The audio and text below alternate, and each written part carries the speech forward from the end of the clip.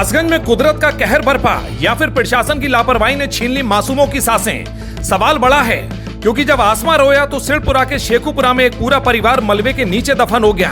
सुबह की पहली किरण खुशियां नहीं बल्कि मातम की चीखें लेकर आई।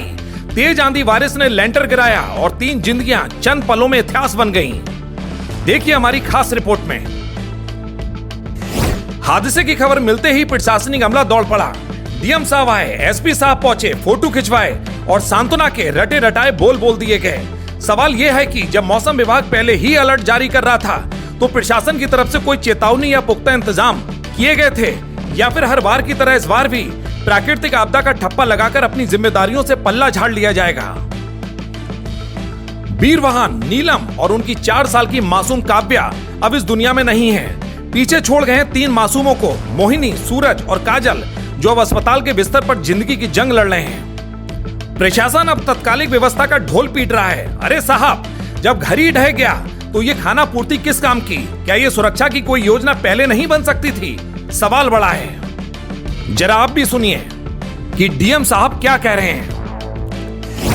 सूचना मिली कि एक घर का लेंटर गिर गया बारिश के पश्चात, जिसमें माता पिता और उनके बच्चे सो रहे थे।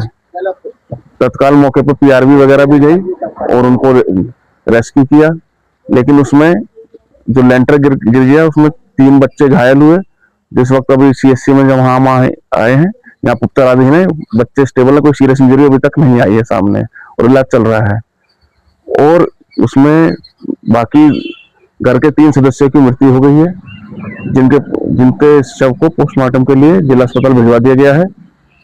मेरे द्वारा और एसपी कासगंज के द्वारा गांव शेखुपुरा जाके परिजनों से मुलाकात भी की गई है और उनको पुलिस प्रशासन की तरफ से हर संभव मदद करने का आश्वासन दे दिया गया है। वर्तमान में पुलिस प्रशासन की पूरी टीम गांव में भी है और एक टीम पूरी यहाँ अस्पताल में लगी हुई है, डॉक्टर सब लगे हुए हैं। हमें उम्मीद है कि बच्चे जल्दी ही सही हो जाएंगे और इनके खाने पीने की तब तक की व्यवस्था सारी पुलिस प्रशासन द्वारा की जा रही है। जिलाधिकारी महोदय आश्वासन तो दे रहे हैं, लेकिन क्या ये आश्वासन उन 3 मौतों को वापस ला पाएंगे? मृतक का भाई बिलख रहा है, परिवार की दुनिया उजड़ चुकी है।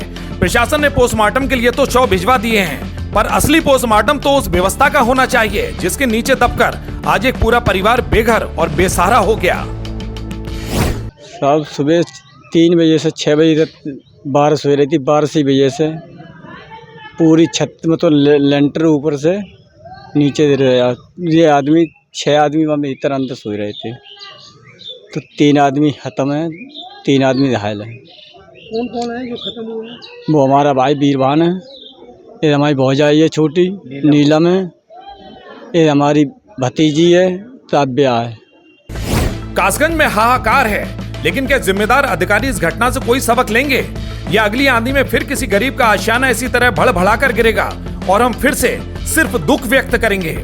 एक बार फिर सवाल प्रशासन की कार्यशैली पर है और जवाब का इंतजार उन 3 मासूम घायलों को है जिन्होंने अपनी आंखों के सामने अपने माता पिता को दम तोड़ते देखा है। सवाल बड़ा है और जवाब प्रशासन को ही देना है। कासगंज से अशोक शर्मा की ये खास रिपोर्ट।